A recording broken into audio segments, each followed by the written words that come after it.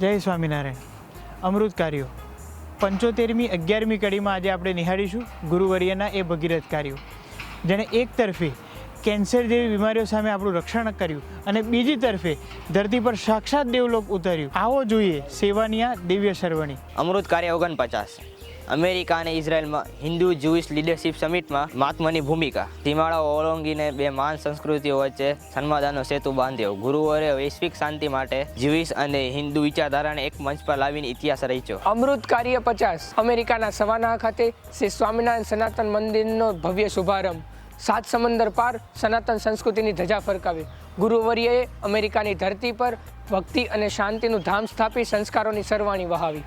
અમૃત કાર્ય 51. 2022માં ગાયોમાં lumpy virus સામે રસીકરણ અને રક્ષણનું અભિયાન. જ્યારે ગૌમાતા ઉપર લંપી રૂપે આફતનું વાદળ છવાયું હતું, ત્યારે ગુરુવર્યના આદેશથી હજારો ગાયોને રસી અને રક્ષણનું કવચ મળ્યું. અમૃત કાર્ય 52. કાશી વિદ્વત સભા દ્વારા વેદાંત વિદ્યા માર્તંડના સર્વોચ્ચ બિરુદથી સન્માનિત.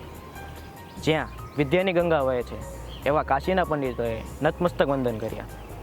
ગુરુવર્યના અગાધ શાસ્ત્ર જ્ઞાનને વેદાંત વિદ્યા માર્તંડ કહી વિશ્વએ બિરદાવ્યું. અમૃત કાર્ય 53. નિયમિત જપયજ્ઞ, બ્રહ્મસત્ર અને સાધના શિબિરો દ્વારા હજારો મુમુક્ષોનો આત્મા દ્વાર. ભૌતિકતાના યુગમાં જ્યારે મન અશાંતિ તરફ દોડે છે, ત્યારે ગુરુવર્યના જપ, તપ અને સાધનાના માર્ગે આત્માને પરમાત્મા સાથે જોડ્યો. અમૃત કાર્ય 54. સ્વામિનારાયણ સંપ્રદાયના નંદ સંતોની પરંપરાગત લેખન અને ભજન પરંપરાને પુનઃજીવિત કરી. જે પરંપરા સદીઓ પહેલાં નંદ સંતોની કલમ અને કીર્તનથી વહાવી હતી, ગુરુવર્યે એ જ ભક્તિમય વારસાને આધુનિક યુગમાં નવું આયામ આપી જીવન કર્યું.